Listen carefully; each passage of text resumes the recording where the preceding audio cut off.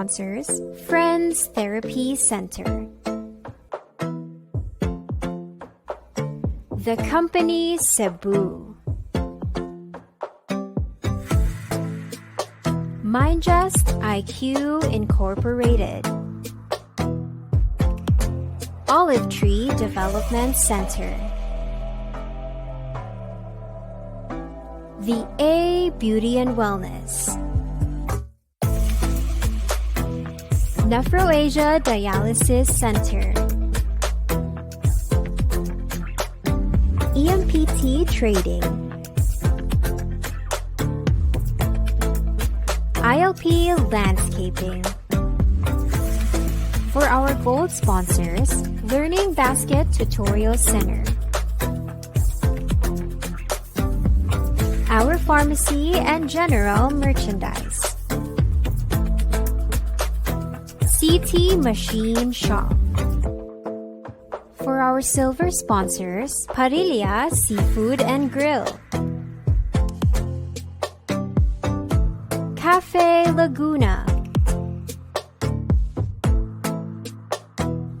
March PSS Cebu. Yuli Streets of Asia. Cebu Printable Solutions Corporation. Lemongrass Thai Vietnamese Cuisine. Health Outpatient Services Incorporated. Down Syndrome Association of the Philippines Incorporated. Little Wonders Therapy Center. The Light of Christ SPED and Therapy Center. For our X-Steel sponsors, Little Nimble. Anesto PH.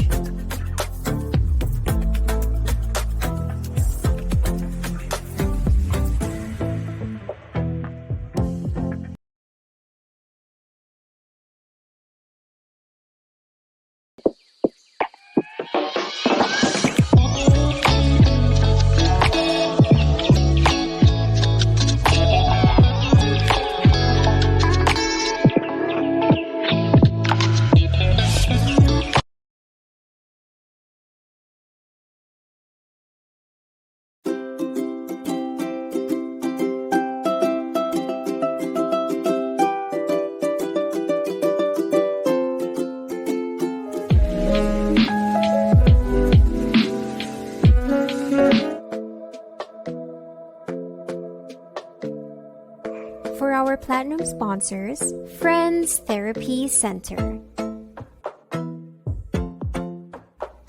The company Cebu. Mindjust IQ Incorporated. Olive Tree Development Center. The A Beauty and Wellness. 𝘍𝘀𝘥𝘠𝘕 Dialysis Center. EMPT Trading. ILP Landscaping.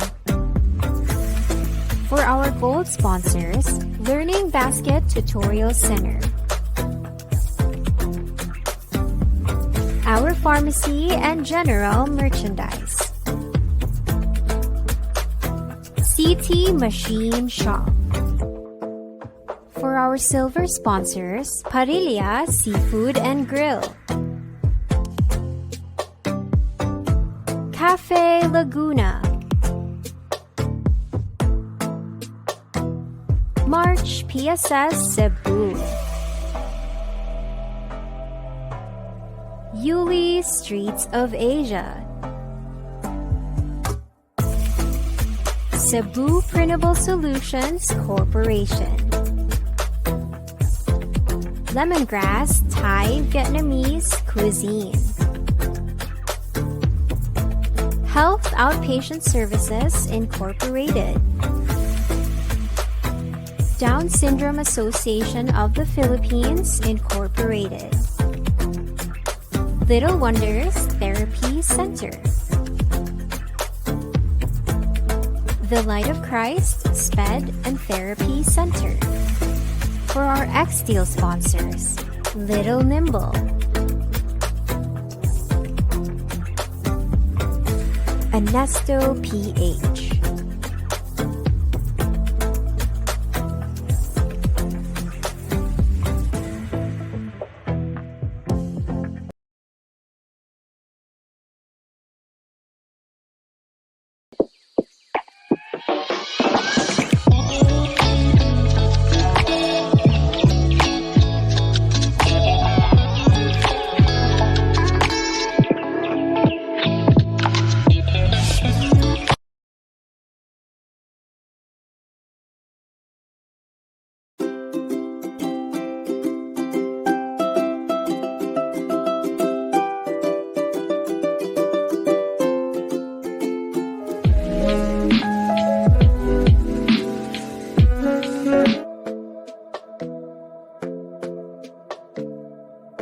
For our Platinum sponsors, Friends Therapy Center.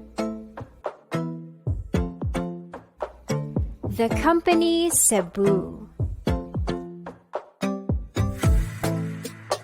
Mindjust IQ Incorporated. Olive Tree Development Center. The A Beauty and Wellness. Nephroasia Dialysis Center. EMPT Trading. ILP Landscaping. For our gold sponsors, Learning Basket Tutorial Center. Our Pharmacy and General Merchandise. CT Machine Shop. For our silver sponsors, Parilla Seafood and Grill. Cafe Laguna. March PSS Cebu. Yuli Streets of Asia. Cebu Printable Solutions Corporation. Lemongrass Thai Vietnamese Cuisine. Health Outpatient Services Incorporated.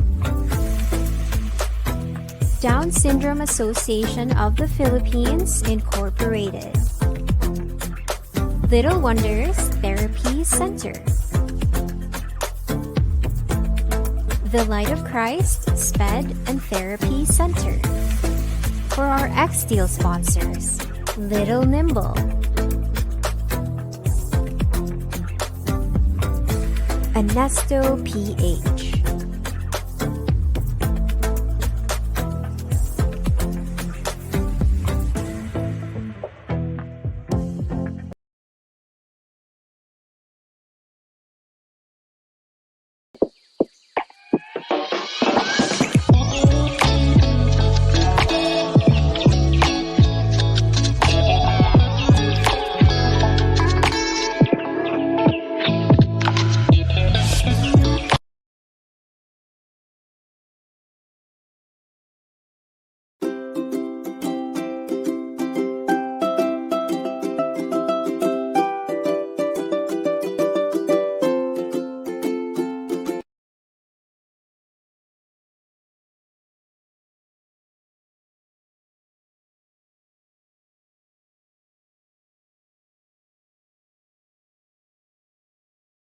Dear God, we offer everything to you during this season's spotlight episodes.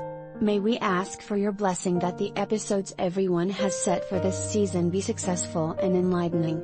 May we also retain the invaluable knowledge and learning experiences that we derive from this activity, for actual application to our profession and clients when we finish this season. We pray that you bless us, this year's CDU Master of Arts in Occupational Therapy students, fulfill all our tasks responsibly, and that the objective we have set may all be achieved. May we be living witnesses of your genuine love, through the implementation of the knowledge acquired through this activity. Grant us your divine wisdom as we go about our daily task after this seminar. This we ask in Jesus' name, Amen. Mga kababayan, ang pambansang awit ng Pilipinas. Kayang magiliw, pero sa silanganan, alam ng puso, sa titik mo'y buhay. Lupang hinirang, kuya ka ng magiting, sa manlulupin, di ka pasisigil, sa nanagang tutok sa simoy at sa langit mo pagaw, ay ginatang tulad, awit sa pagkayang minamahal, ang isang lang matawad mo'y tagumpay na naghihingi, ang bituin at araw niya kailan ang ay maghihingi. Luman ang araw ng walang pagsinta, mo'y langit sa piling mo. Ang inigaya ng pagkay mga amin, ang mamatay ng dahil sa'yo.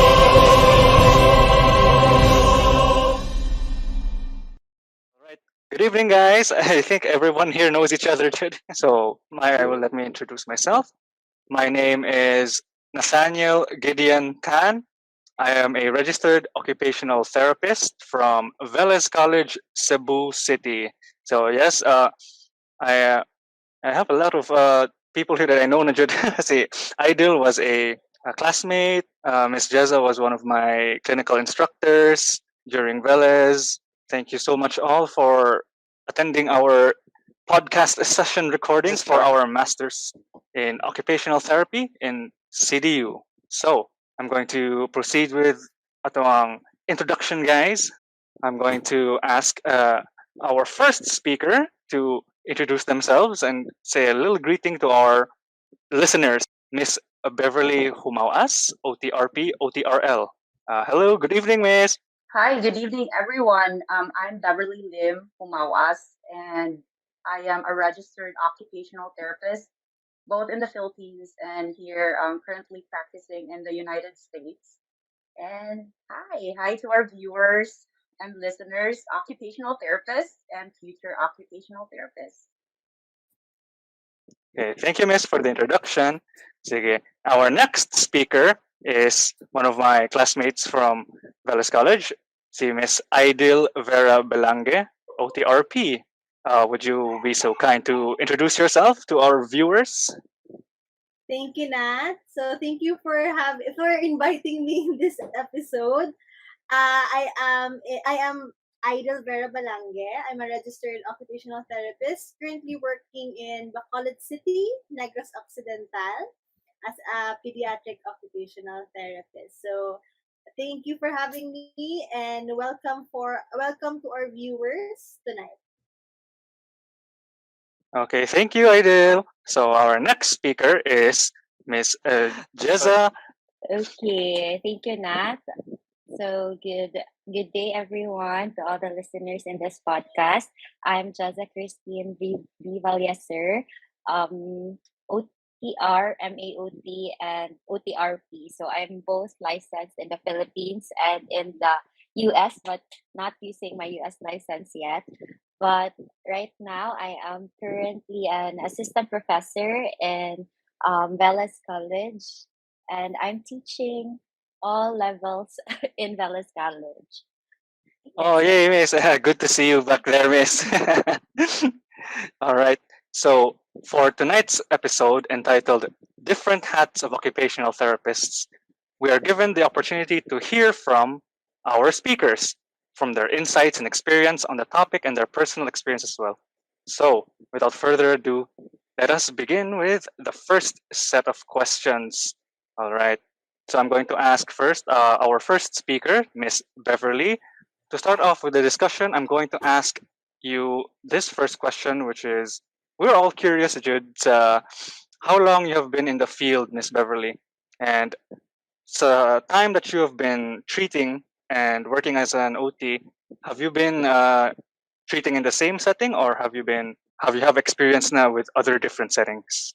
So Nat, yes, don't count the years, huh? And don't try to figure out my age. So Okay, yes, miss. so so I have been an occupational therapist total of 12 years since August 2010 when I passed the Philippine licensure exam. And um, my first job was in the academe in Dallas College. So I was one of the faculty members and the clinical instructors there.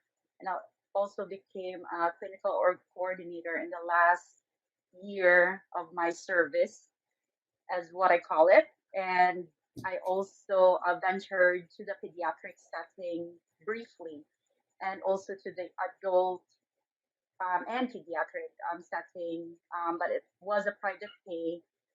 It wasn't for too long. It was right around about a year.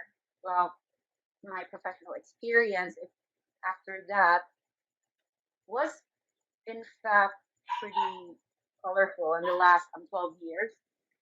So after the academe, I shifted and I migrated here in the United States around November 2014, where I practiced in an acute inpatient rehabilitation setting and also in an acute inpatient hospital setting at the same time, because it's one hospital. So that went on for 4 years, and then we transferred here to Illinois, and I became first a couple of years a home health practitioner. And then currently I am practicing both in the home health setting part-time and full-time outpatient setting, but not the usual outpatient. It's an outpatient house in a assisted living community, or not assisted, but in a senior living community, which has an independent, assisted, and a memory care unit. Yeah, that's my summary. You have been through a lot of settings now, a lot of hospital settings there also in the US. Wow. Yeah, Very very impressive, good. Judith. So I'm going to. Oh, yes, miss? Thank you. Oh, no, Oh, yes. thank you. Thank Thank you, miss. Thank you so much for sharing the amount of experience, Najid, that you have acquired throughout the years. I'm going to ask the same question to our next speaker, Miss Idol. The question was, how long have you been practicing in the field, and how many settings have you experienced during your years in practice? Thank you, Nat. So, in my situation here in Western Visayas, I mostly spent my career and profession focusing on the pediatric setting. So not by choice, because in the situation here in Western Visayas, I would be very honest, all of the occupational therapists working here in Western Visayas, so this includes Negros Occidental, Oriental, Iloilo, all of them are pediatric. We focus on the pediatric settings. Currently, there are no hospital-based OTs here, unfortunately. Though there is a demand, there are none.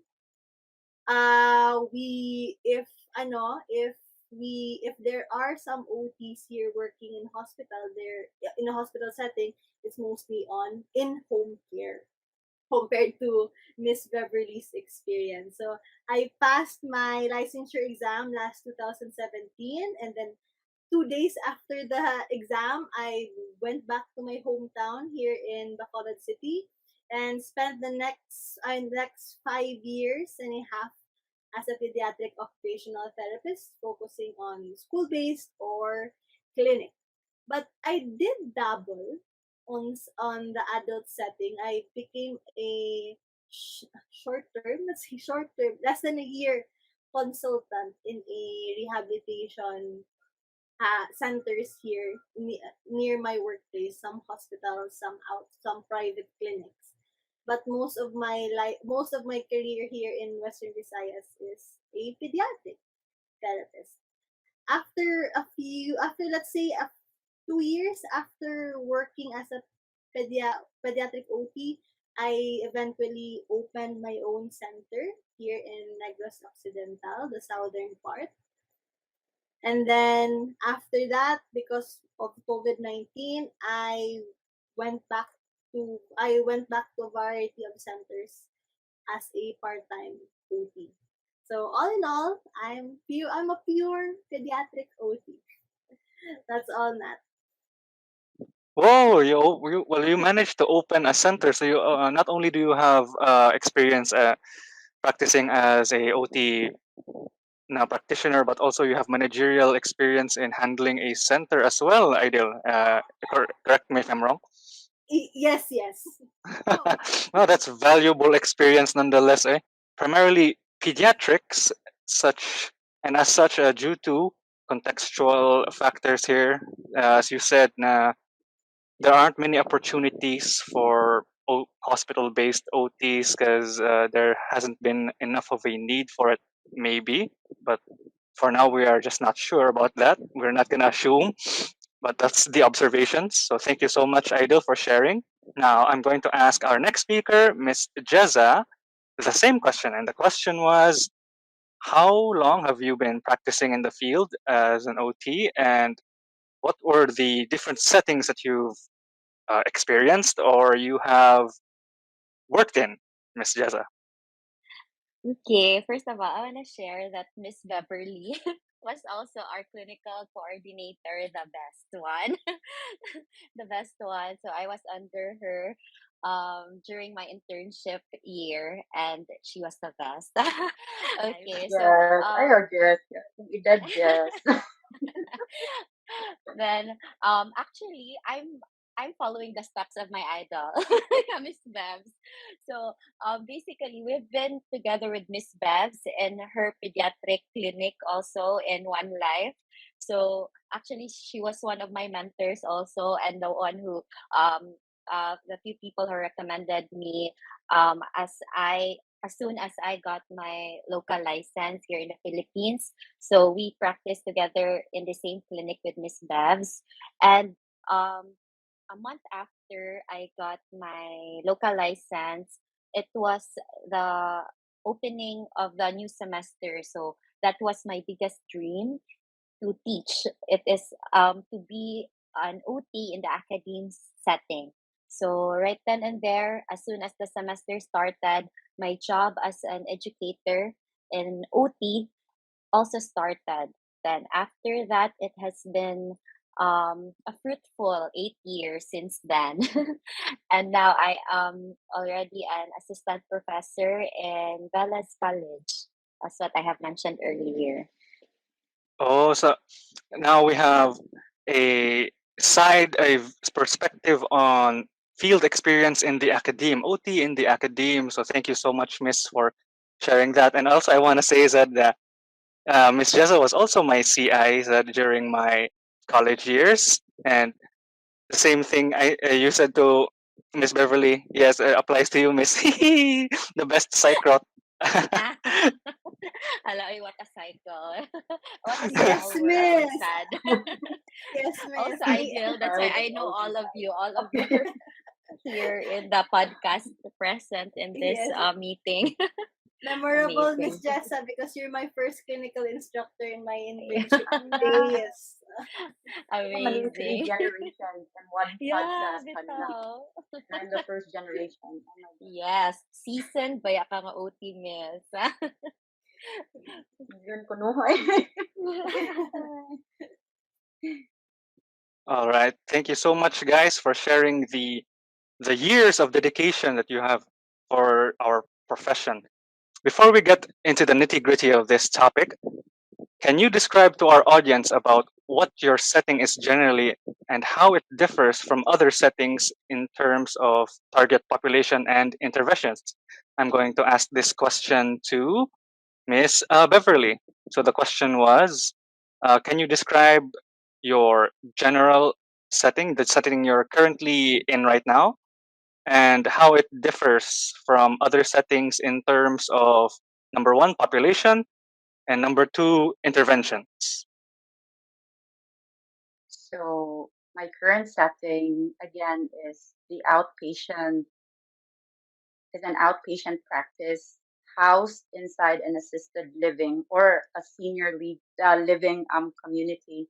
So to elaborate further, so in a senior level or living community, so you have an independent living, which purely all of the population is seniors, geriatric, and back to independent living. So most of them still drive, does everything, so very independent, modified, and a true independent na population.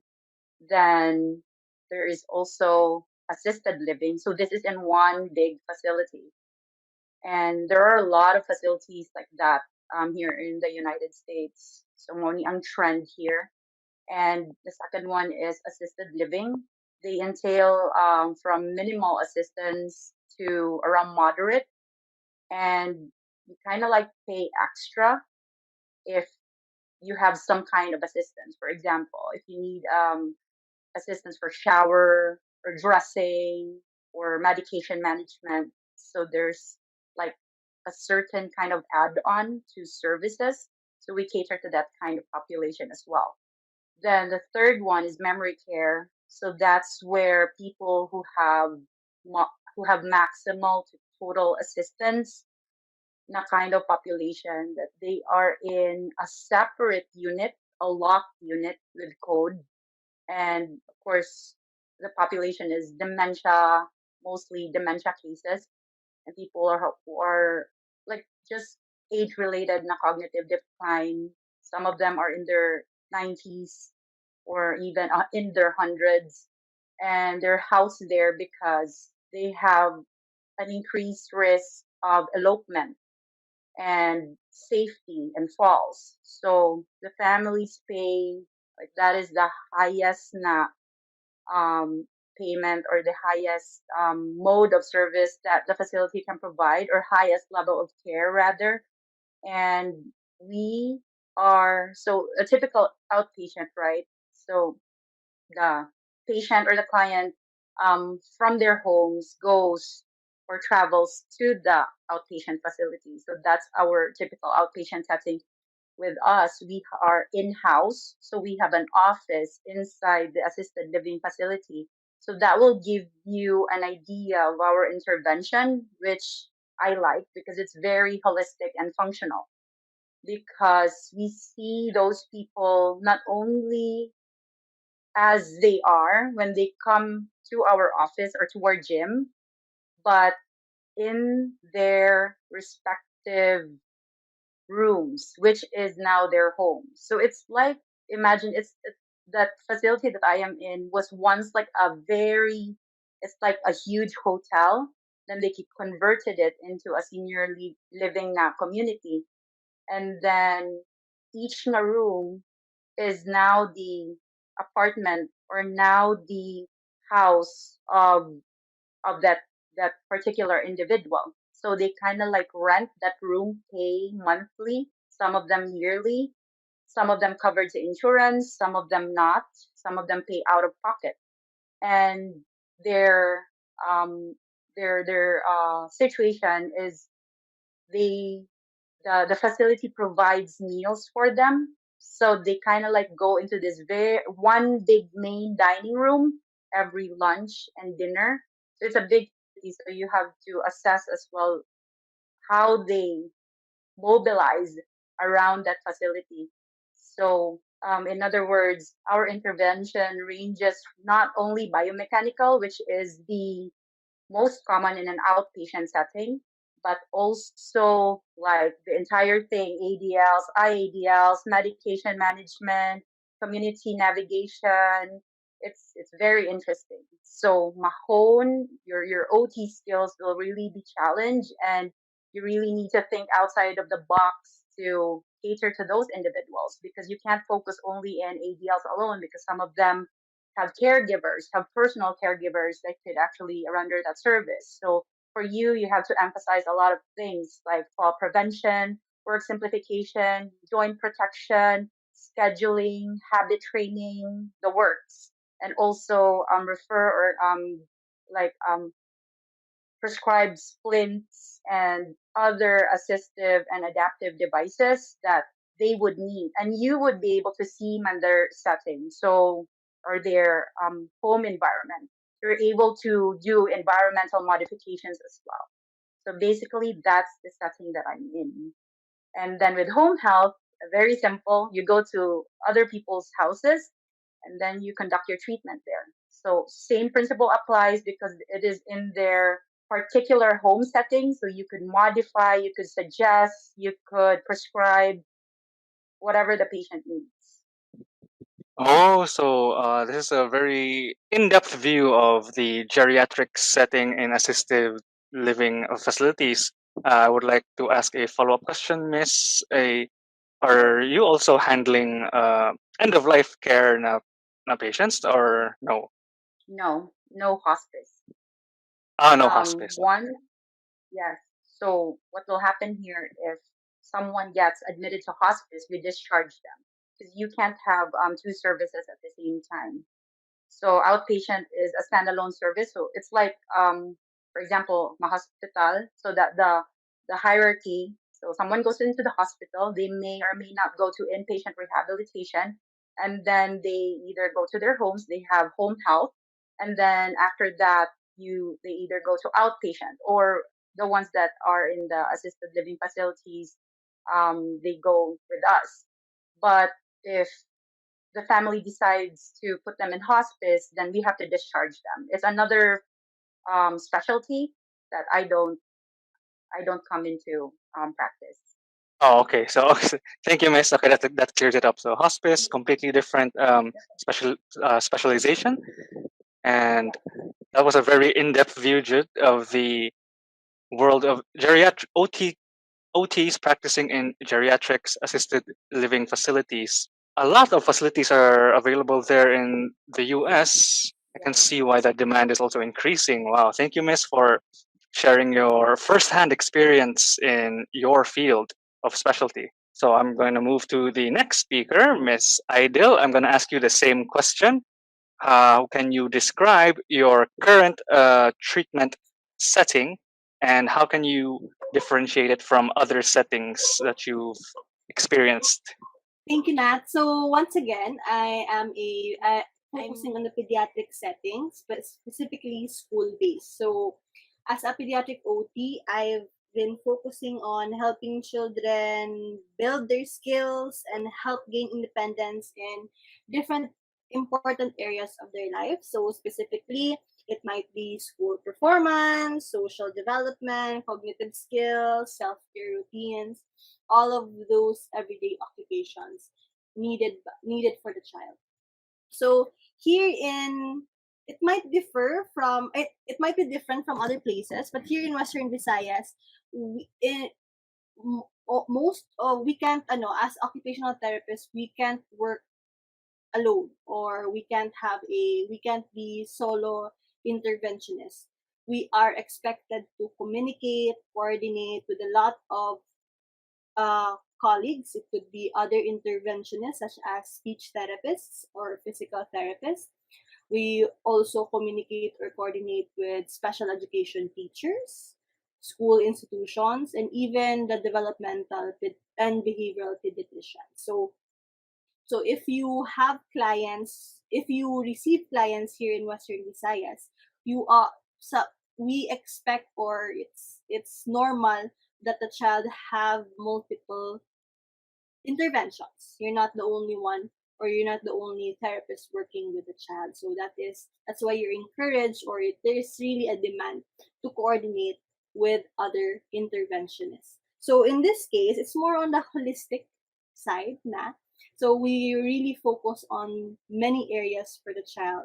And in this case, it is really important for us to communicate and make programs that can help each other. So example, we can we if we can't some children or some of our clients have special education group therapy. So all the skills that you've been building, it must be practiced, or they have to show that in a simulated school setting. So that is part with the special education group therapy. So we are, in my case, I am an in-house occupational therapist.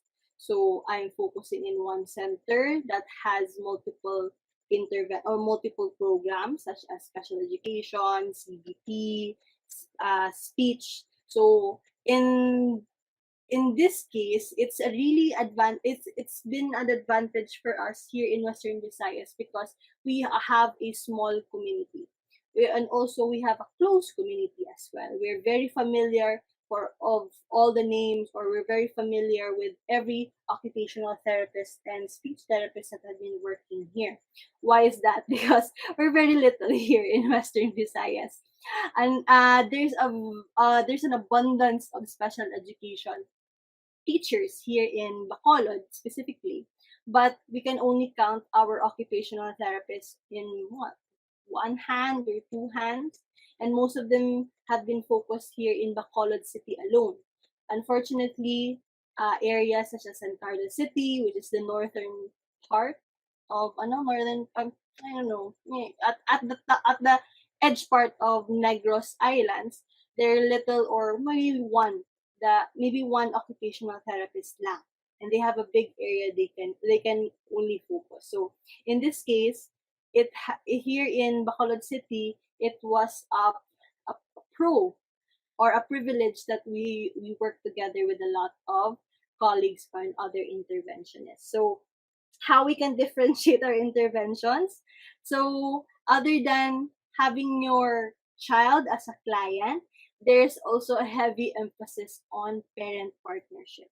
So in this case, because of the close community and then there's little therapists, unfortunately, there are times where we are being compared with other therapists. So it's not really a problem as long as we continue to be professional and competent. But because of how little we are and how how close the community is, we must also strive to show our professionalism and our competence in our program. So in this case, parent partnership is very important. Let's say, because if the parents don't see the program, or the parents don't see the effectivity of our program or therapy itself, they can change their minds. They can go to different centers. Some of our clients here have let's say parang nag-window shopping ng mga therapy centers, but because there are other parents like that, and we have to understand that these parents are very anxious, and because of their future of their children. That's why that's why we put parent participation and parent partnership in this case, to provide them empowerment, self-confidence, and education and training. That's why some trends that have popped up now, especially during the COVID-19 or the pandemic, telehealth. I'm sure the rest of us are familiar here. Telehealth has been a great help in communicating with parents, especially in the pediatric setting, because we can communicate in real time, and there's a great emphasis on parent coaching in telehealth program, in online therapy. And here in our center, we also provided modular programs. So these are handwriting programs that children, they during the pandemic, they had difficulty going to school na, and most of the parents are very anxious to go out. And there are children talaga na 2 years they didn't go to school, they didn't try any interventions at all, and then there's a very big gap in that in their progress during therapy. So we provided also modular programs, some handwriting programs that they can bring home. So in this case, we tried to there's a change in intervention, or a change in trend, because as therapists, we have to be very flexible on our interventions as well. Thank you, Nat. Wow, thank you, Aidil. So what you just shared is not only a in-depth exploration into the world of pediatrics and occupational therapy, but also how an occupational therapist works as a team member in an interdisciplinary team to achieve a common desired goal for the client. So that's what she described. So, for example, if there are the inclusion of SPED teachers, it's primarily for school-based occupational therapy. School-based occupational interventions are done, such as what you just said, the modular writing modules and the such. So this is a very hands-on experience explanation towards the pediatric field of occupational therapy. So thank you so much, Aidil. I'm going to ask the same question to our very own Miss Jezza. My profession as an educator is the other side of the OT world. So if Miss Idil and Miss Beverly are giving direct OT services, this time as an educator, I am giving indirect OT services. So because I teach students and I'm not taking care of patients, I'm not taking care of any clientele receiving OT services, but then I teach OT students. So I teach students from first years to fourth years or the interns or in short, the aspiring occupational therapists. So to back my story, I have been a clinical instructor for 5 years, and when pandemic hit, I opted to become a faculty member so I can try.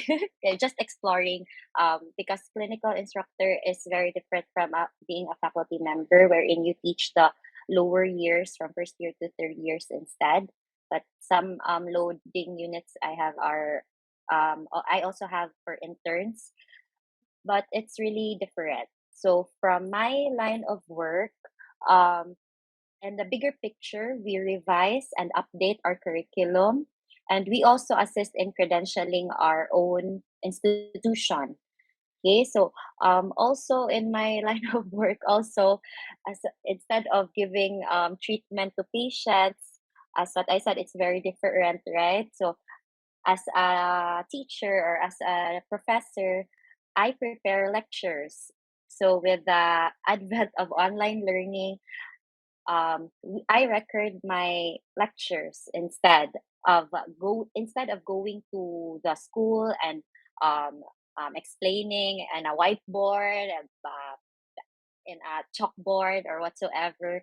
I record my lecture online, and um, also we make laboratory worksheets so that the students will answer them, and it will be our source for demonstrations and return demonstrations, so that they will, of course, learn the skills, and we are preparing them for their future as occupational therapists, right? So I think we can all relate to that. And also, as for me, I also advise thesis groups. Like, for example, as of now, I've been since 2014 until now, I have been a thesis advisor of 1 to 2 groups per year or per semester. And also, when the oral proposal hearing comes, I also panel. I also become a panelist. And not just proposal hearing, but also the proper oral defense proper. Also, as an educator, of course, we make and prepare exams. It can be in a form of written, moving exam, oral revalidas, if you can remember. We also panel case conferences and many more. Okay, so also to attain what we differ from the other setting in occupational therapy is that we talk, like for example, we have constant monthly faculty meetings. We should attend seminars, not just for not really like for example the other setting wherein it's mainly for evaluation and intervention purposes, but we also attend seminars that would enhance our skills as teachers. So lately, we have attended a lot of seminars regarding online learning, how we can improve our teaching strategies virtually, not just in the actual face-to-face setting, but also virtually, because of course there are a lot of problems or challenges in online learning compared to the face-to-face learning, right? And also to enhance our skills as OT educators, we also attend a lot of in-service training within our institution. And I think that's what I usually do as an OT educator now. That's it, Nat. Wow, yes, miss. And yes, I also remember my revalidas. I remember my revalidas like they just happened yesterday, miss. Everyone has experienced the struggle, miss. And thank you so much for sharing this side of occupational therapy, which is the academe setting, and especially primarily the role as an educator. Now, the roles of an educator, as Miss Jeza has stated, can come as a faculty member or a clinical instructor, wherein faculty member teachings focus primarily on teaching foundational learning and literature of occupational therapy. As a clinical instructor, Ms. Jeza focuses on teaching how to practically apply everything you've learned during your foundational years, which is incredibly important. Now, thank you so much for sharing that side of occupational therapy in the academe setting. Now, I'm going to ask another question regarding your first-hand experience, guys. Your experience when you started out as an entry-level OT. So, starting out being an OT after taking the boards and all, what was it like working without the supervision of your teachers and clinicians? Did you feel you were prepared enough? I'm the first person I'm going to ask this is Miss Beverly. From senior to sige. Oh my gosh, I remember it like it was yesterday. When I first started, it was pretty interesting because I went in and got my first job as a clinical instructor in Dallas, um, outpatient. And my first student was one of my friends. So it was overwhelming and at the same time interesting because I remembered what he told me. Like, when you're working with one of your friends and one of your classmates before, the boundaries of being a clinical supervisor and being a friend tend to be very thin. And I remember the first day at lunch, he was like, "Oh, it's lunch break. You're my friend again." It was like, "Oh, okay, I'm your friend again." Like, we would hang out, but it took me a while to establish those boundaries. But at the same time, it made it fun. It made it something to look forward to because I'm already comfortable with the people that I was working with.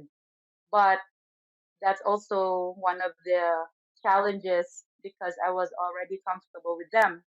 So how do you set the line, right? So I remember that was one of the struggles but it wasn't really a struggle. It was just a minor pushback of me growing as a clinical supervisor. But as time went by, you learn to adapt, and then you improve every year, and that's how I felt before. Wanted to share that. Thank you, Miss. I feel you on the overwhelmed part, Miss. Yes. Yes. Oh, and without the supervision of my teachers and clinicians, I think it was an opportunity for me to grow um, and hone my teaching um, style. So it wasn't really a hurdle for me because I wanted that space. So I wanted to explore how I would be independently as my own persona or my own as a professional. So, but they were like in arm's length, so I can call them anytime. That was the advantage of working in the academe that you graduated in, because you already know those people. So if ever anytime you would ask for any advice, any suggestions, that they're around. So but I didn't I like the fact that I was on my own and that I was able to explore what I could do as a professional. Okay, thank you, Miss. So from what you've said, it's like a clinical instructor position to start off your entry level experience is a pretty good stepping stone, because now without the supervision and guidance of your teachers and instructors, you have more freedom. But at the same time, if you feel like you need any advice, you can easily just reach out to them because you're still within the same setting. So it's actually a really good entry point to slowly start your mission to be an occupational therapist. So thank you so much for sharing that, Miss. Okay. Okay. Now the next speaker, Miss Idol, the same question. So how was it like starting out your first entry level years as an OT away from the guidance of your teachers and instructors? You have just passed the board. How was it like on your first day? You can count in one or two hands the number of occupational therapists working here in Western Visayas. Let's say around 2017, the year I passed my board exam.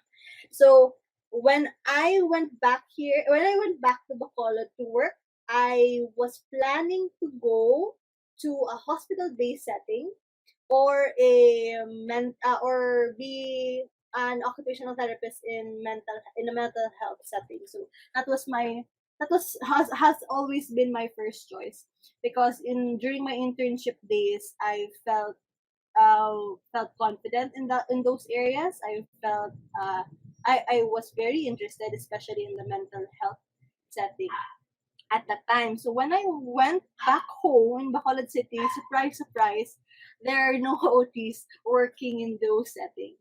And it has been focused only on the pediatric setting. So let's say I didn't choose pediatrics. Pediatrics chose me, or I didn't have any choice.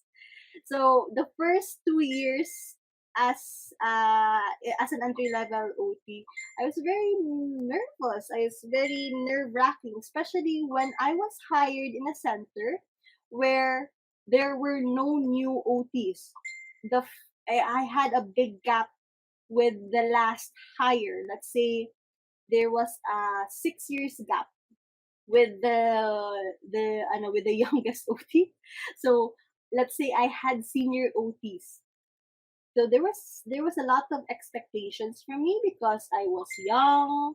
I was able to I was expected to know the current trends of interventions at the time. So especially when I said that Negros or Western Visayas had a close community, a lot of people would know my name in a week's time, especially when it's very rare to have new OTs back in my hometown. So it was nerve wracking, and especially when there was no one. When there's no supervisors or people who guided me during my internship days. So at first I felt I wasn't confident. Sometimes I would feel that I would lose direction of my program, and then it's why is it nerve wracking and why is it I felt pressure, because I'm working with children. These are young lives, and then when parents look at you, they look at you as, of course, as professionals, that they expect you that you know what to do. And sometimes during there are some days that I don't know what I'm doing. So it maybe I felt helpless at those first few months. I felt guilty of not doing everything or not knowing what to do sometimes with my clients, and I even now I do regret those first few months. especially when now I am more experienced. So I would think na I if I could go back on those days, I could have done something more. So at the time, it was very well, I had a lot of pressure. But fortunately in my center, I was guided. I was given a lot of support and help with my senior OTs, especially my boss. Or my case manager himself is also an occupational therapist and also the owner of the center. So he really prioritized talaga the intervention, not business, but the program and the services. So it felt that in that vision, it felt that I can follow those kind of ideas and those kind of vision as well. And I use that pressure, I use that feelings of helplessness as as a strength for me to do more. So at the time, now 5 years later, almost 6 years, I do not regret na putting myself in a pediatric setting. And and though I did dabble on some adult physical dysfunction, I became also a cognitive behavioral therapist practitioner to at least to put my heart into mental health setting as well. I don't think that I can move on from pediatric settings. Yes, thank you so much, Ideal, for sharing that. Okay, so for any entry-level OTs listening here, your learning doesn't end when you pass the boards. When you start off your first job as an occupational therapist, look towards your your colleagues, senior OTs who can give you wisdom and experience on how to carry out your duties. Have confidence in yourself and on your workmates, for they can help you along the way, especially if you're just starting out. That's what Ida has shared right now. Thank you so much. Now, Ms. Jeza, the same question about your first years or your entry level years as an into the OT world, Miss. Okay, so I think for me, I was really prepared for the outside world. Charot. Especially, unlike Ideal when it was very overwhelming and all. But as for me, I think it's really different when it is an OT when we are practicing as OT in the academic setting, because I think, or is it just my passion? I can't really tell. I'm pretty confident because I had that boost from that very fresh license, right? So as soon as I got the results from the board exam, I was really confident. And I think I'm really confident also with my 5 years of OT schooling, because right now it is just 4 years, but way back then, I think all of us here had 5 years of schooling. So I think it was not a waste of time, and we are really prepared as for me personally.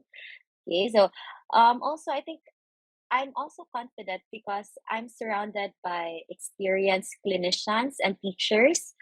For my pedia practice, early pediatric practice, I will really name drop here. Miss Daisy and Miss Babs were also my mentors. As a teacher, I think it's really Miss Sharon and Miss Janice. I'm so sorry, no, if I'm dropping names, because they really helped me at that initial stage. And I think it's very important to have unpaid mentors. Yes, it's really true that they are unpaid mentors and they don't have a choice. And these unpaid mentors really are very valuable, especially when you have questions, when you have doubts, you have worries, and you have problems. They really help me with that awkward or like questioning stage of my profession. But nevertheless, I think it was an easy flow for me. And also working with my batchmates that also were employed at the same institution where I work, it was really fun. And also, I can also relate to what Miss Bevs has shared earlier, wherein it was difficult for her to establish a boundary between friends that became students. I myself have experienced that, and it's very awkward to um, hear your friends saying Miss Jaza, but in fact you were just um, outside the clinics or outside the house in the psych setting. You are kind you are drinking beers or what, so they're calling me in Miss Jaza in the clinic, so it's really awkward. And also giving oral revalidas to your friends, so at first it was awkward, but then I think eventually you will get through that stage and of course be professional. But it took some time, not really long, but then I think I passed that easy also in an easy way. I think that's it for me, Nat. Okay, thank you, Miss. So that was the first-hand experience of Miss Jeza starting out in the educator role in occupational therapy. Thank you so much for sharing your experience, Miss. Now, the next question is, what were your expectations when you started out? Were the simulations at school or in the textbook readings and lectures like in the actual settings that you practice in? This question goes on to you, Miss Beverly. What were your expectations starting out? So honestly, I didn't really have any like solid expectations when I graduated. Well, for myself, I thought I was gonna, because I knew during internship that I would venture out adult and the geriatric setting. But then sadly, unlike our, just like Miss Idol, I didn't really have any like mentors. I did, but then most of the clinical instructors and supervisors that I really idolized, that I was looking up to, already migrated to the United States. So I had that tact within me that if I wanted to venture out that setting, I'd like to be under someone who has relatively vast experience. But of course, at that time, there was a shortage of occupational therapists. So I knew that as I was going through internship. So I didn't really set any expectations, because I know I would just be, I don't want to limit myself in a certain practice, which is an advantage and a disadvantage on my part, because like Miss Idol, um, the advantage on her part is that when she ventured out the pediatric setting, she was able to hone and specialize and master skills as a pediatric occupational therapist, and also with Miss Jezza as a clinical instructor, as a faculty member, as an educator.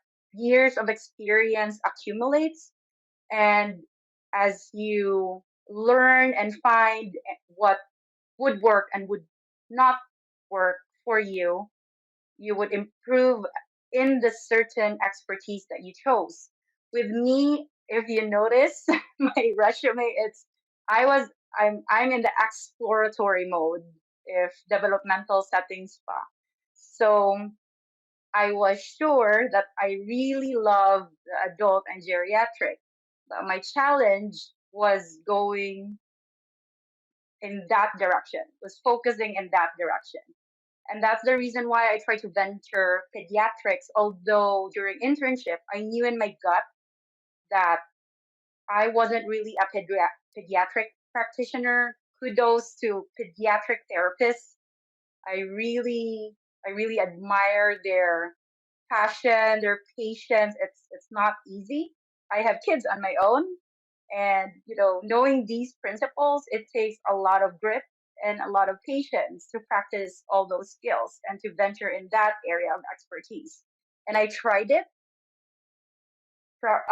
Personally, it didn't really suit me best, but I think the lack of mentors in the field that I wanted to pursue kind of like hindered my growth initially. But then when I migrated here in the United States, it eventually came into fruition. So that's fine. I enjoyed my time as a clinical supervisor. I was exposed in a lot of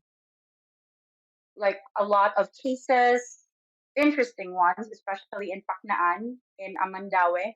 So it was good. But um the as a new therapist, that was what I could remember, what direction I should take. So to new occupational therapists who are not sure yet of their setting, it's okay. Just, just explore if you want to. Sometimes you need to try it first, see a few months or years if it suits your personality. If that's your passion, that's fine. That's okay. It's part of experience. That's where you learn best. So give yourself that opportunity. But if you are sure, if you have that gut feeling, or if you are geared, or if the direction that will take you, like Miss Idol and Miss Jazga, is in a particular expertise, then also go with that. Like, do whatever you can to develop and to be an expert in that field. That was for me, Nat. Okay, thank you, Miss. So I can see that one's expectations are kind of based on your confidence in your own skills, and if you're trying to venture into this new setting, just trying to gain experience, then just go for it, I guess, and try it out for yourself to see if it works for you. So thank you so much, Miss, for sharing that. Now, Miss Idil, the same question. What were your expectations when you first started out? Was the real life settings in our profession like the ones we have in our textbook readings and lectures? Well, I I really expected that it would have been the same during my internship days. So, since I pursued a school-based center, I would I thought that it would be of a similar system or similar process when I internship in Zapatera Elementary School for 2 months during my internship days. But it the experience that I learned most of the experience that I learned during my internship days was not on textbook readings or theories. It was how I handle the clients, the students, and how much patience that I need during my sessions. So when I started out as a entry level OT, one of the things that surprised me most was the variety of diagnosis and how different each and every child that I handle. So of course we all know that not every child are different, even with similar diagnosis, but the variety of diagnosed children I have they're very different. They have the different communication skills, different behavior. I would have a child who is 2 years old who can sit down already and can follow my instructions, and my next client in that day I would have defiant behavior. They would hit me, they would punch me, they would pinch me. The funny thing is I did expect injuries, which was true. Those kind of expectations, it happened. Where I unfortunately had a difficult client during my internship days. I was unfortunately spit on or hit on or punched, which was I know I w- it I know it opened my mind that I will be having those kind of clients or children in the future, and I did have that when I was working, though it was limited to pinching and scratching, and they were the first year that I had when I had difficulty managing behaviors. Is there was a month where I had fresh scratches and and red or I know or pinched skin all over my arms because I had a child that is very difficult, and it helped me realize that I really need a lot of patience in this job. And fortunately, I was a patient person.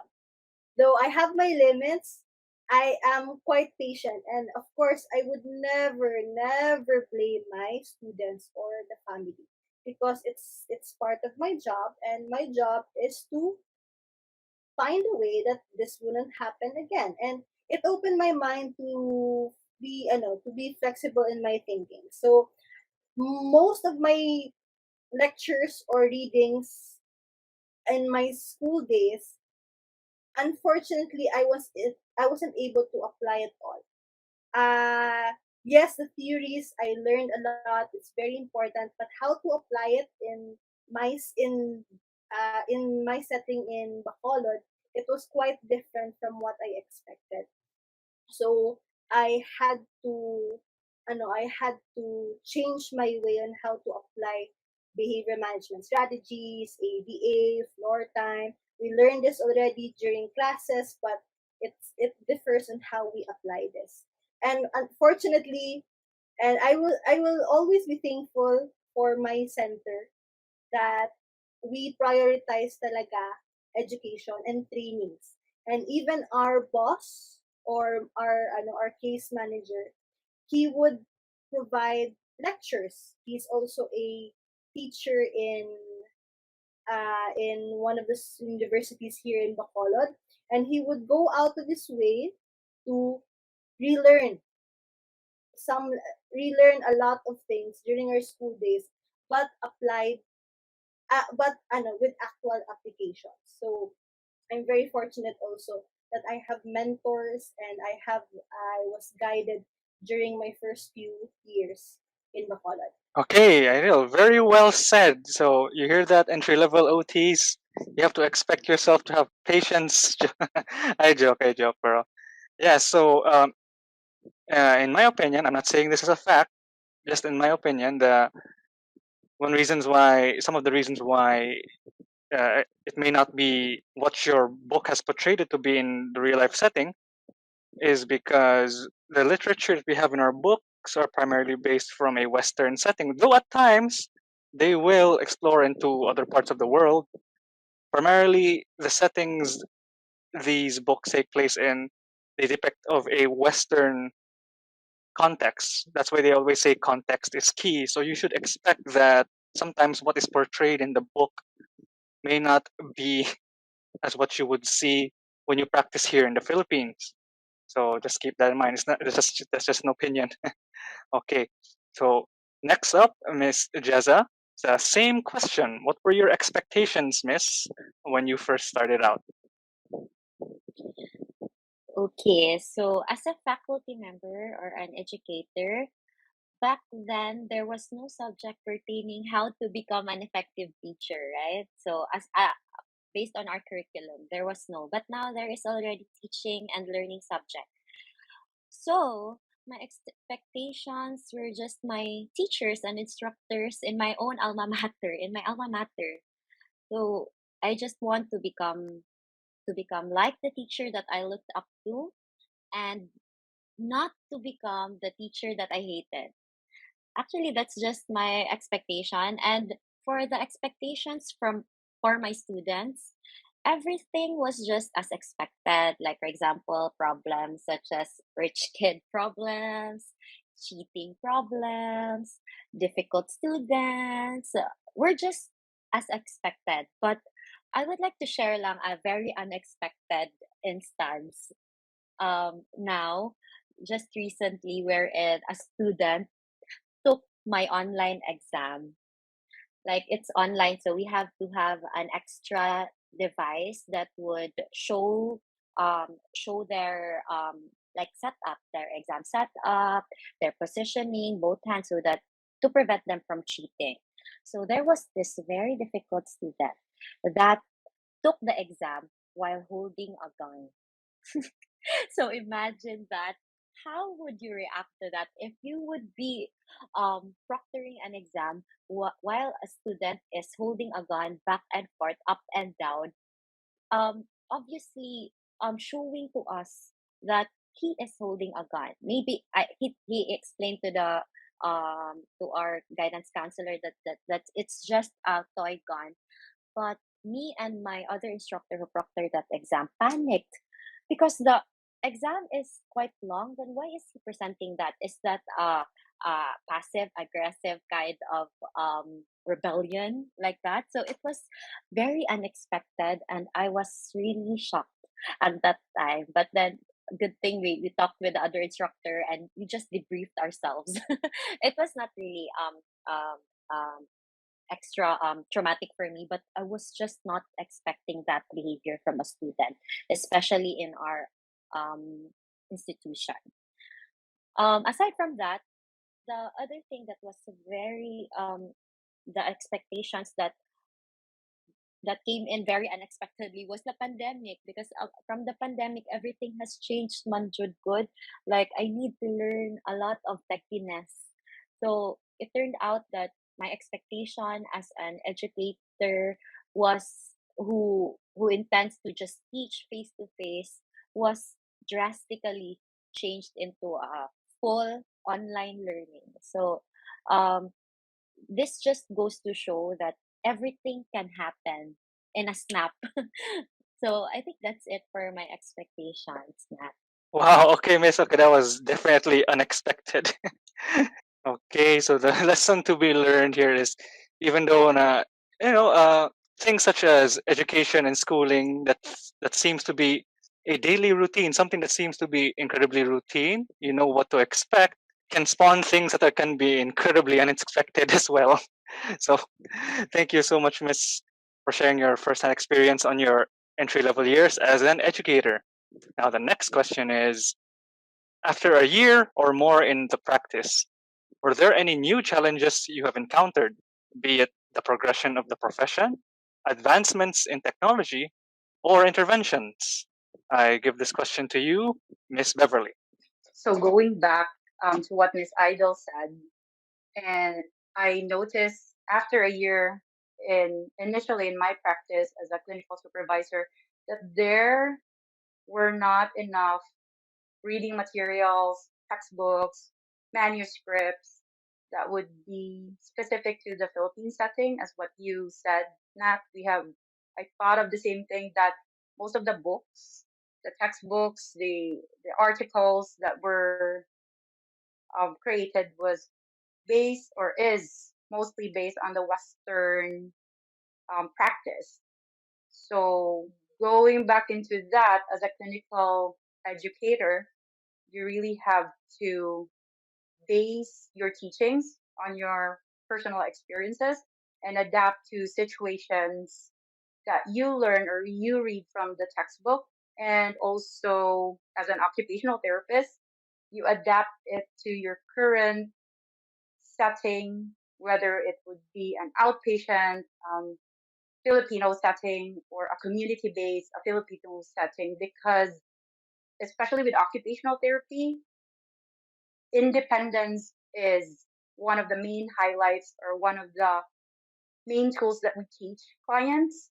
And us Filipinos have a different point of view or a different culture in approaching things. So maybe the principles, the guiding principles as an occupational therapist, you really have to adjust it to how the client wants it. So you would learn client-centered therapy in our very own settings. So that's what I encountered during my first couple of years as a clinical instructor. And hopefully in the near future, especially that there are more practitioners that are serving our country, that we would see more textbooks, manuscripts, everything written according to our culture, according to how we want occupational therapy be applied to our own familial and in our own population. So that would be an interesting case. But that was one of the challenges. So it's more of the progression of the profession in our country. So that would be an interesting take in the future. And I'm looking at the senior therapist right now. So with Ms. Jezza, probably you could collaborate with Ms. Idol to publish something. That would be interesting, right? That would be an idea that you could pursue in the future, so that at least the students or the ones that would be at school, we could teach them a specific approach. Because in our time, ala, kadugay, during our time, it was really challenging and it was really one of the struggles to apply. But you adapt, and with adaptation, we could teach those adaptations. All right, Nat? Yes, thank you, Miss. And I do agree with you that one of the challenges here, yes, in the Philippines is the progression of occupational therapy as a profession here in the Philippines. And I do hope that whatever I do take up as my thesis in this master's program may be used to help in the progression of our profession in any way possible. So thank you, Miss. Now, moving on to Miss Idol, the same question. After a couple of years in the practice, what do you think are the challenges that you have faced? After a year or two in my practice, that's where the time that I slowly opened or prepared in opening my own center here in Negros. And one of the challenges that I encountered is being a mentor yourself. So once again, I am very fortunate that I had mentors and people who guided me during my practice. But as we as OTs, we must evolve, and there's always evolution in our practice, and we can't always be employees forever. That's one of the advices that my mentor always suggests to us or advise to us. We can't always be working 8 a.m. to 5 p.m. every day until you're 40 or 50 years old. You have to evolve yourself. So that's why I was pushed or encouraged to make centers, have projects for passive income in the field of occupational therapy. And one of the things that that I was really challenged was being a mentor yourself, in which I have to know how to handle different personalities, different kind of people, and different people who have different skills as well. Similar to Miss Jessa, who handles a lot of students. This is the part where when you own a center, the skills and the quality of service that your people or your employees provide is affects talaga your business. So you don't it doesn't matter how many students you have or how many therapists or how many employees you have, if the program itself is not of good quality, people or parents will eventually find other centers that provide competent services. So this is why we prioritize mentorship and intervention programs. So that I was really challenged on that part, because if I'm not confident myself, how can I provide confidence, or how can I mentor or guide other entry level OTs to be to be um the you have the most potential as occupational therapist. So I think that has been a challenge for me.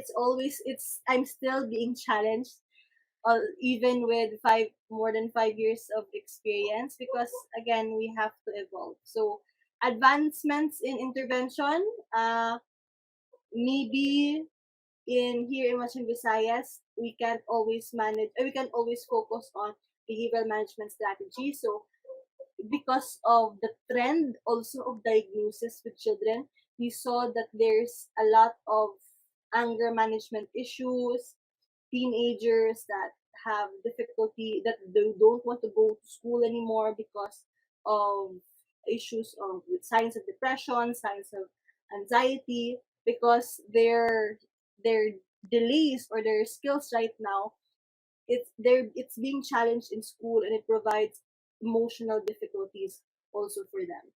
So I pursued cognitive behavioral therapy to provide those services that those children or those students need. So again, it became a trend as well during the pandemic or before the pandemic. CBT training was also provided in Manila or Cebu Bato at the time. So it's very fortunate, because in maybe a few years before, it's only available internationally. So it's been very fortunate that a lot of international trainings are being provided here now in the Philippines. So other than that is, well, being leaders as well. So other than being a center owner, every one of us are being challenged to be leaders themselves. So it might be leaders in as a mentor, but providing change for everybody, for providing a vision, so everyone can evolve, and everyone around you can evolve themselves. I want to be like that, and it's still a challenge for me. So hopefully, maybe in another 5 years time, I can be it's more experienced and more confident, just like Miss Jessa and Miss Beverly here tonight. Thank you, Nat. Oh, thank you, Idol. Yes, the ever progressive nature of our profession, the progression of new intervention technologies and the such, can be a very daunting challenge for any mentor, because you have to pass it on to newer entry level OTs, and now you have to deal with people with, and hopefully most of these people are professionals, but there will always be some that can be difficult to mentor as well. So those are all challenges that you have faced personally. So thank you so much for sharing that. Now to Ms. Jeza, the same question. What are the challenges that you have faced, Miss, after a few years in the field? Okay, so um, I think for me there was a very huge challenge in the academe setting, like from the shift. Remember the shift from the regular school to what we have met. I think all of us have encountered the regular school. Then it has shifted to K to 12. So from then, there was a huge change in our curriculum. We have to change, or we have to shift from the traditional teaching or the traditional curriculum to OBE. So it's called OBE means outcome based education. So basically, it is an education in which there is an emphasis placed on articulated idea of what students are expected to know and be able to do. That is what skills and knowledge they need to have when they leave the school system. So basically, there are specific goals that they need to achieve, this and that. So it has really changed. We need to establish the OBE, or the outcome based education. So we need also to revise our curriculum. So I was there during the shift. So it was a very huge challenge for all the teachers, or the educators. There were a lot of new subjects. So as what I've mentioned, it's like a paradigm shift. Imagine having to change subject from by setting. Like, if you can remember, we have three settings, right? In our time, there's OT and adult physical dysfunction, psychiatric setting, OT and pediatrics, then having to change to like subjects now, right now, that the students have like OT in neuro rehab, OT in musculoskeletal and cardiac conditions. So that was a very big change. That means that all the educators we were given loading units just to revise the curriculum.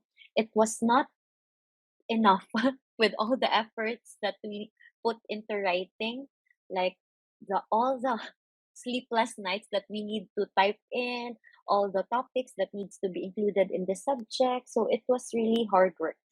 Also to add, aside from that, when pandemic hit again, online learning is also really hard. Like for on our end, MS Teams was our platform.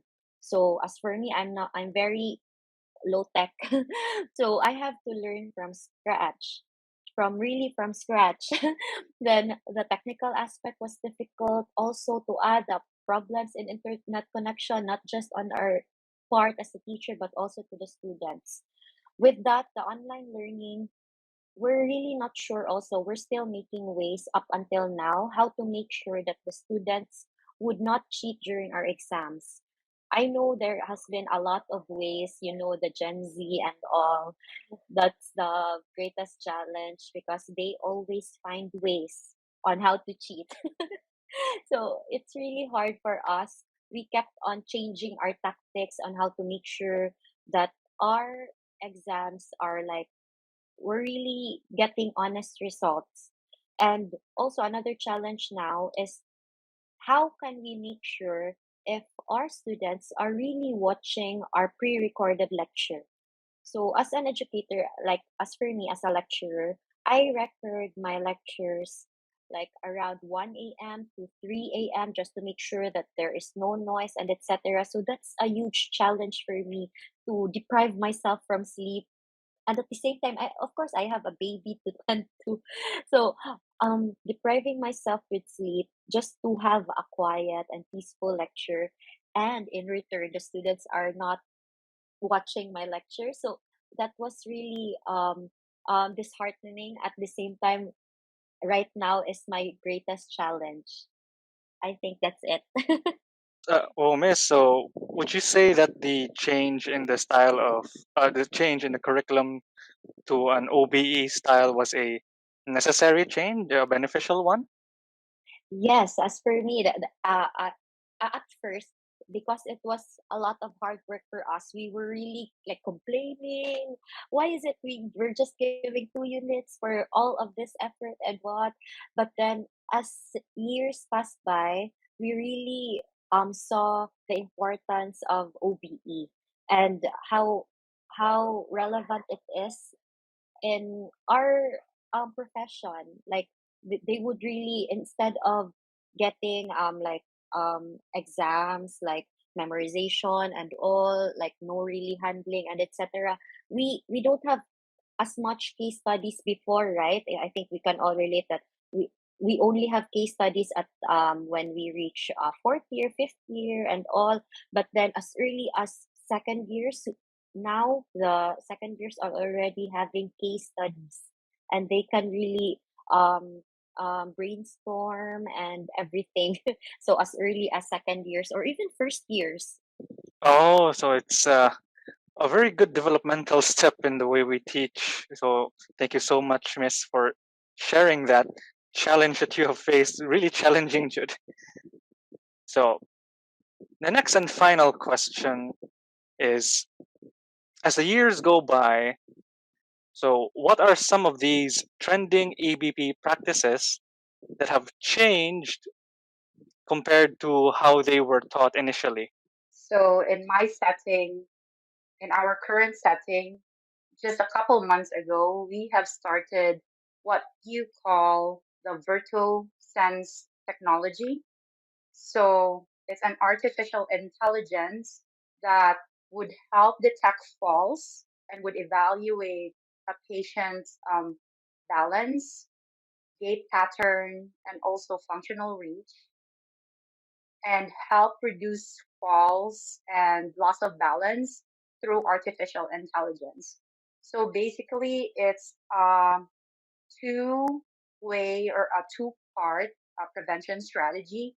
So first is the VST, so virtual sense. So it's virtual sense balance, which we would, it's like the best way to describe it, it's like Connect or, yeah, it's like playing Connect. So you have a television, you have a sensor, and you have a laptop. And with that, you log in and then you go into their app or their software. And then you have to set the patient up in front of it around 14, 15 feet where the sensor can detect. It's really basically like Connect. And like click on the assessment that you particularly want to figure what to work on with a client. For me, with occupational therapists, usually it's functional reach. So we measure functional reach. It will like tell you the instructions. It will tell the patient the instructions, but the patient has to be mobile enough. He or she has to be standing in front of the walker or use a cane or without a device in order to benefit from this program. And then you will click in your initial assessment, and then that's for your initial evaluation and etc. So it kind of like shows you the actual numbers and actual measurements so you can track the baseline of your clients through that artificial intelligence. And it's pretty cool. It's just like playing Connect. So they have like a ski thing, they have a pop a balloon, all sorts of stuff. It's really enjoyable for them. Of course, you have to assess if visually they're able to their eye-hand coordination, everything, so that and behavior and cognition. You have to assess all of that if they can actually benefit from it. Otherwise, it would be more difficult to maneuver. And then the second part, so that's the first part, the VST balance. So the second part is the VST alert. We haven't implemented this one because it's just a couple of months that we are in progression in terms of training, in terms of application, introducing it to the community, because of course these are the seniors and it's really challenging for them to adapt into something that is new. But pretty much we have a goal of entailing 3 to 5 clients consistently. So we follow them from initial evaluation, and then you don't have to do it every time you have a treatment. But I have one client who recently just had a stroke, but she recovered beautifully from it. She's she is ambulatory, and she's able to tolerate this treatment every day. And we are following her through that. And we wanted to measure accurately. So that's the advantage of this one, because it's artificial intelligence. You can measure accurately their like progress. And of course, during paperwork, it will be easier to translate that you made the progression because you have the numbers already. So after they do the activity that they will reach, they will pop the balloon, and it will show you if they are 90% accurate and etc. Depends on what the settings are. And back to the 2-part program. So that was the first part. Is the VST balance. And the second part is the VST alert. So it basically has you install a sensor in a client's room, and it will detect. It's like a security system built in for a specific client, and it will detect and alarm the nurse or the caregiver or the family whenever the patient gets up, so that you can prevent the falls. So they're trying to slowly. It's very new. They're trying to implement this and market it to the senior like community, and that is one of the highlights, especially with COVID.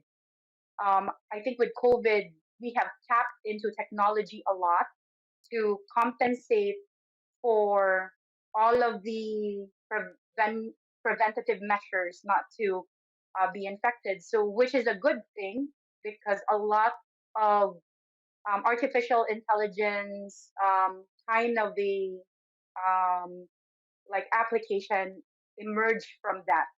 So far that's in for outpatient or outpatient setting. Oh, thank you for sharing that. This is for it's an intriguing concept for not really concept, it's already applied. This is an intriguing evidence-based practice for fall prevention, Miss. So I'm gonna ask the same question to you, Miss Idle. Were you able to get the question a while ago? Yes, Nat. Thank you. Some new trending practices maybe other than CBT that we have added in our program and our modular or handwriting programs. That could be a new trend in our center. However, we still practice the highly evidence interventions such as applied behavioral analysis (ABA), the usual behavior management strategies, uh, some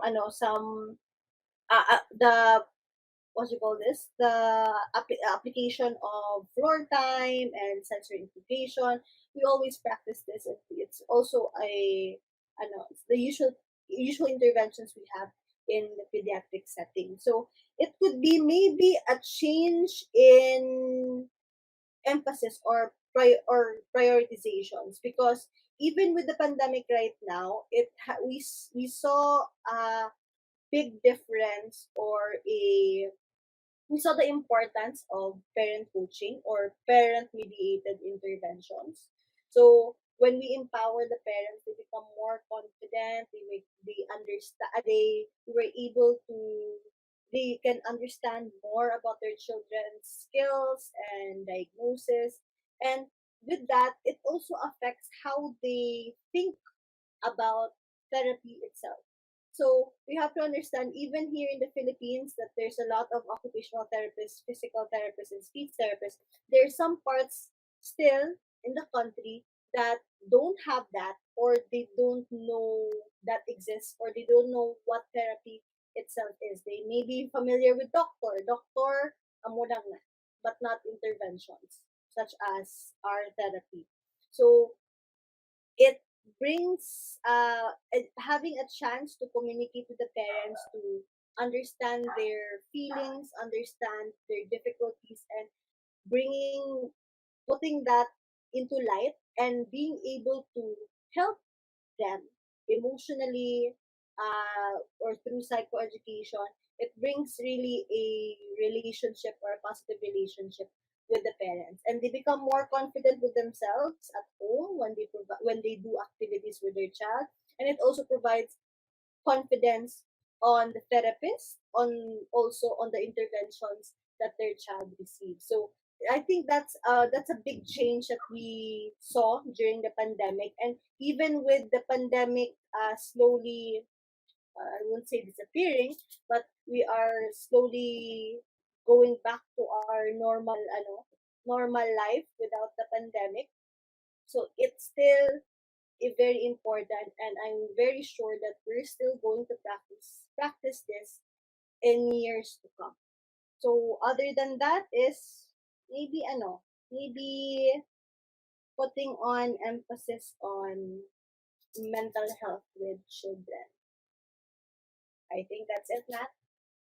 Yes, I agree with you there. The tremendous shift of emphasis and attention was very made obvious especially with the change of the Canadian model, because now that shift was the emphasis for the longest time was interventions were targeting environmental factors, contextual factors to elicit change to the client, and now the shift has changed to emphasize more on client factors. Now that's why the Canadian model now includes spirituality.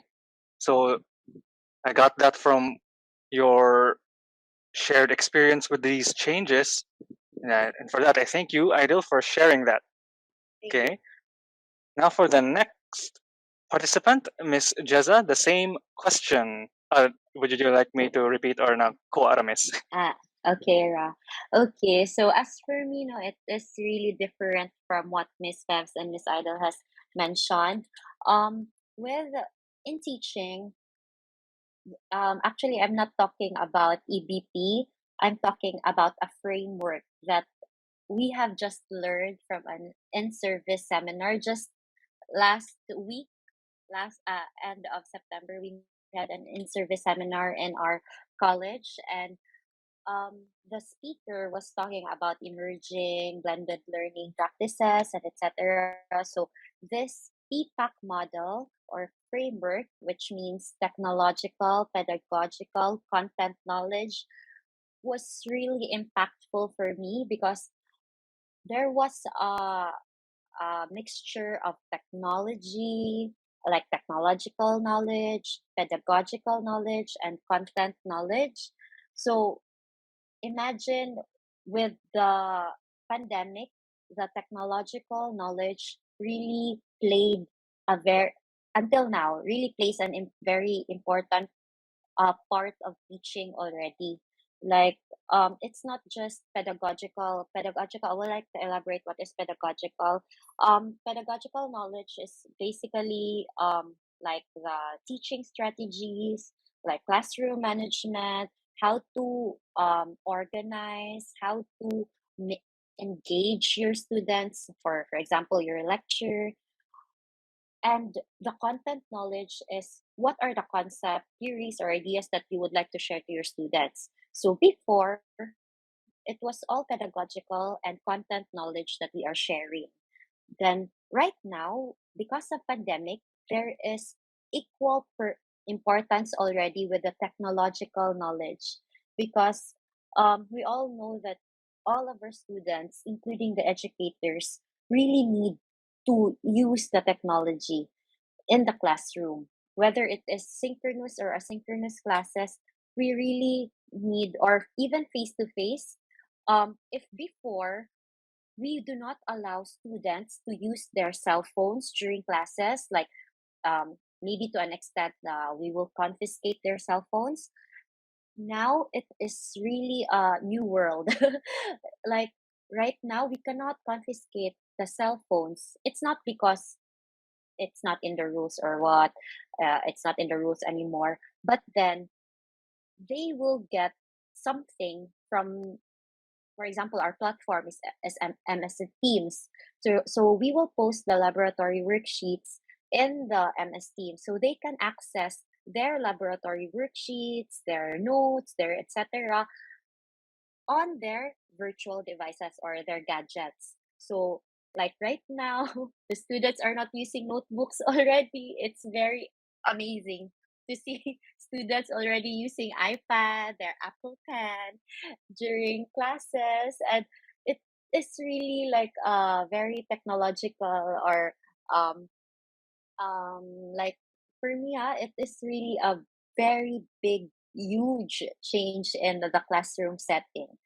Like this TPAC model really supports to that changes, like for example the use of cell phone, the use of laptops, the use of anything during classes is really supported by this TPAC model, wherein there is the use of technology, the pedagogical and the content knowledge of teachers for the students. So I think that's it. That's all that I can share regarding the advent or new technology or evidence-based practice that we can use as teachers or educators in the OT profession. Ah, yes, Miss. Yeah, I agree, Judna.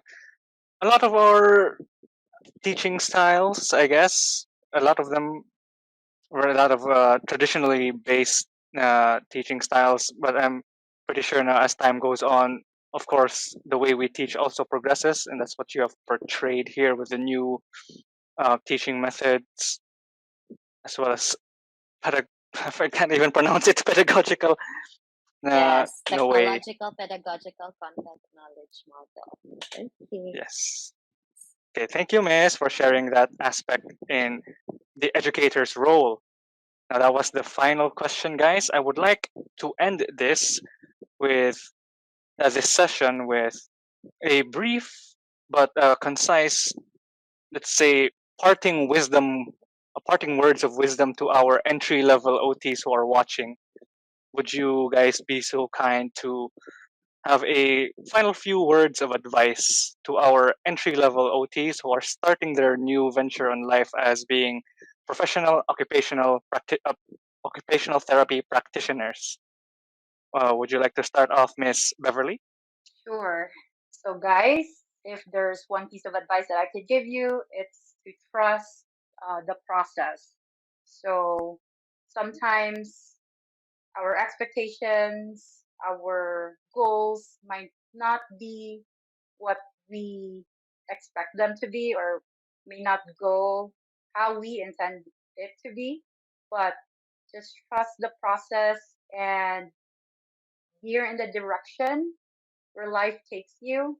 Every learning experience, no matter how great or small, is still experience. And those add up over time. So just whatever happens, especially in a pandemic or whatever unexpected things that may come your way, just go with the flow, do your best, and trust yourself. Trust that gut feeling. Follow it and just trust the process, and eventually it will go towards your go towards in molding you in your purpose and what God intends you, or whatever your belief may be, that you want to be geared into that purpose. So trust the process, guys. Eventually it will unfold. Okay? Believe in yourself. Thank you, Miss, for sharing that. How about you, Miss Idol?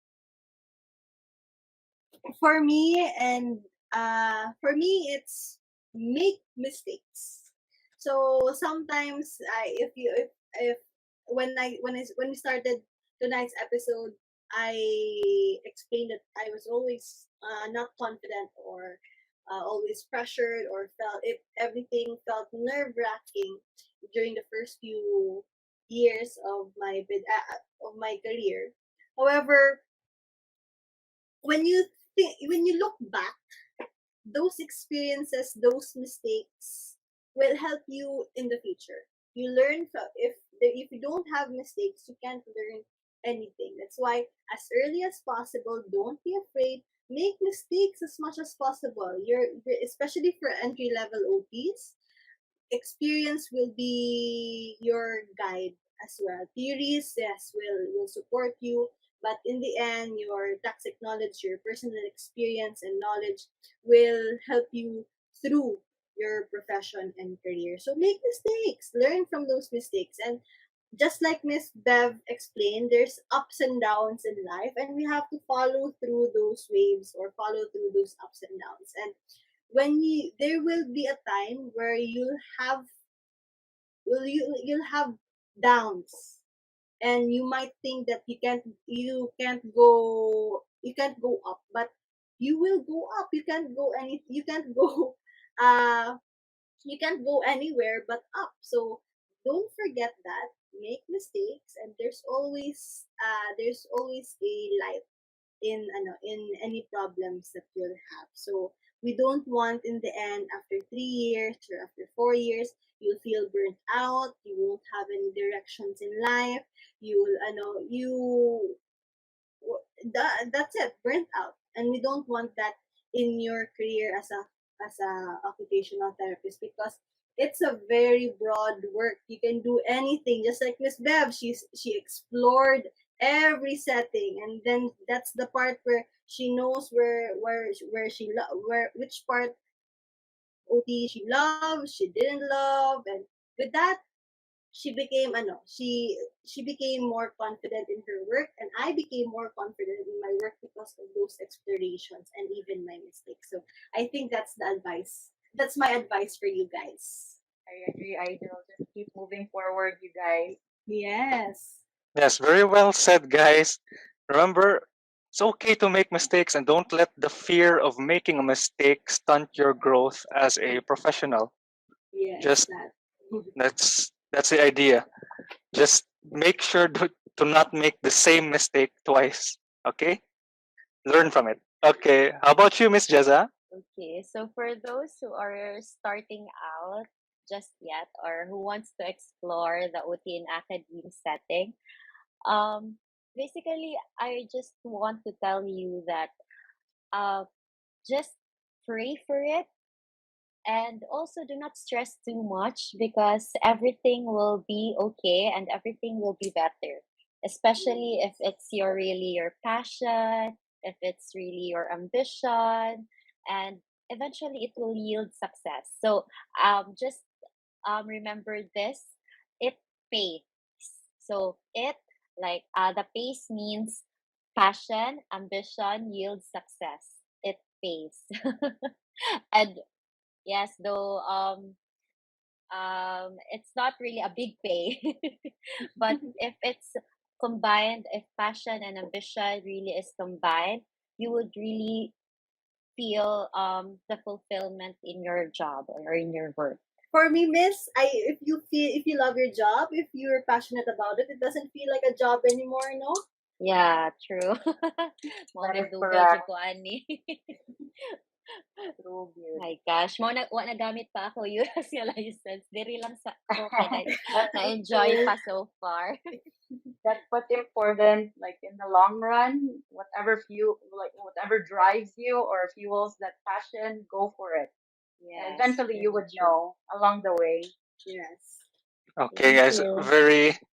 thank you for inspiring our listeners. Thank you for being with us today, Miss Beverly, Miss Idol, Miss Jezza. Thank you so much for participating in our podcast. Yes, and you're not only helping us in this podcast, but you're also helping our listeners, especially our new entry-level OTs, in sharing your perspectives, your first-hand experience, to let them have a nice, clear picture of what to expect and what it feels like to practice the profession for the first time.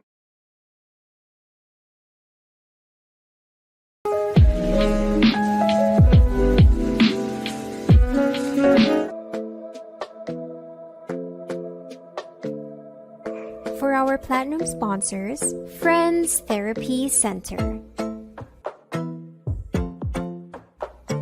the company Cebu, Mindjust IQ Incorporated,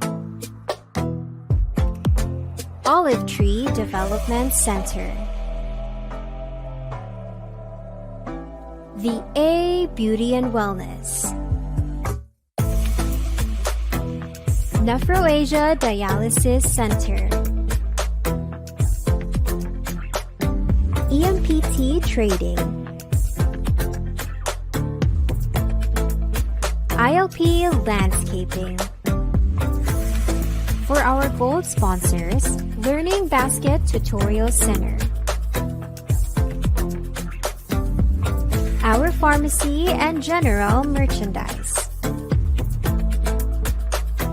CT Machine Shop. For our silver sponsors, Parilla Seafood and Grill, Cafe Laguna, March PSS Cebu, Yuli Streets of Asia, Cebu Printable Solutions Corporation, Lemongrass Thai Vietnamese Cuisine, Health Outpatient Services Incorporated, Down Syndrome Association of the Philippines Incorporated, Little Wonders Therapy Center, The Light of Christ SPED and Therapy Center. For our X-Deal sponsors, Little Nimble,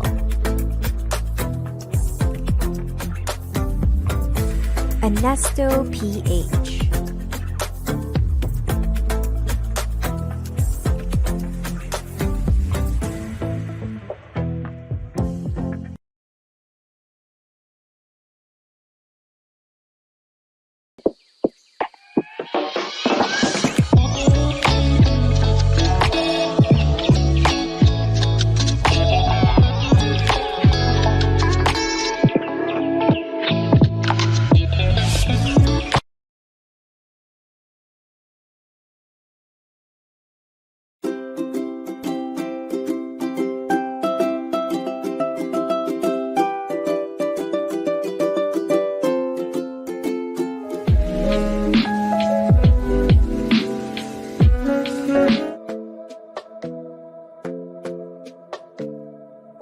For our platinum sponsors, Friends Therapy Center.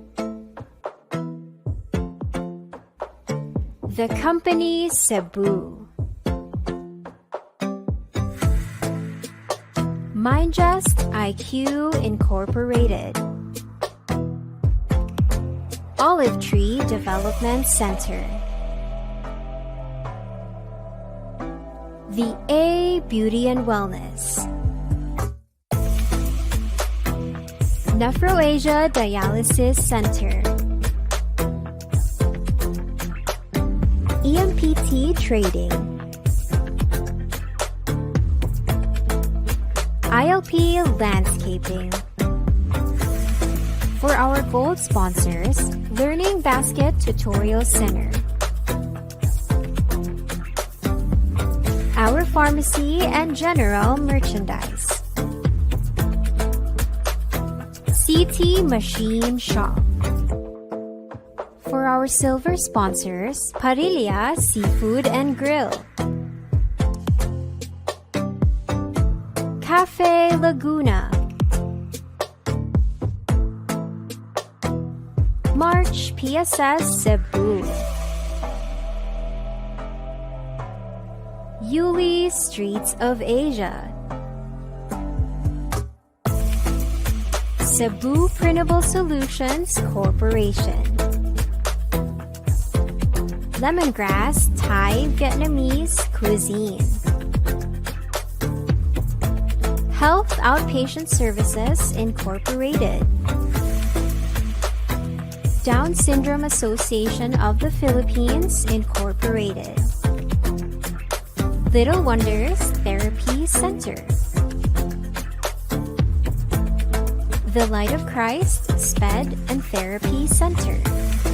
For our X-Deal sponsors, Little Nimble, Anesto PH.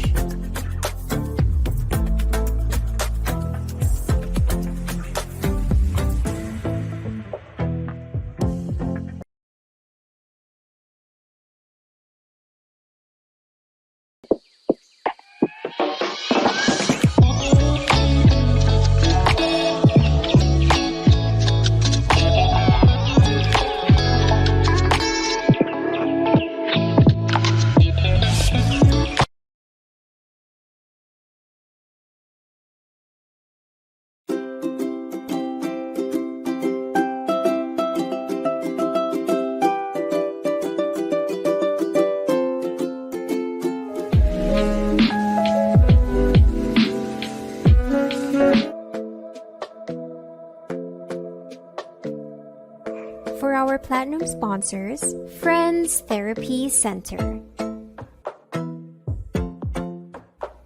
The company Cebu. Mindjust IQ Incorporated. Olive Tree Development Center. The A Beauty and Wellness. 𝘍𝘀𝘥𝘠𝘕 Dialysis Center. EMPT Trading. ILP Landscaping. For our gold sponsors, Learning Basket Tutorial Center. Our pharmacy and general merchandise. CT Machine Shop. For our silver sponsors, Parilla Seafood and Grill, Cafe Laguna, March PSS Cebu, Yuli Streets of Asia, Cebu Printable Solutions Corporation, Lemongrass Thai Vietnamese Cuisine, Health Outpatient Services Incorporated, Down Syndrome Association of the Philippines, Incorporated. Little Wonders Therapy Center. The Light of Christ SPED and Therapy Center. For our X-Deal sponsors, Little Nimble,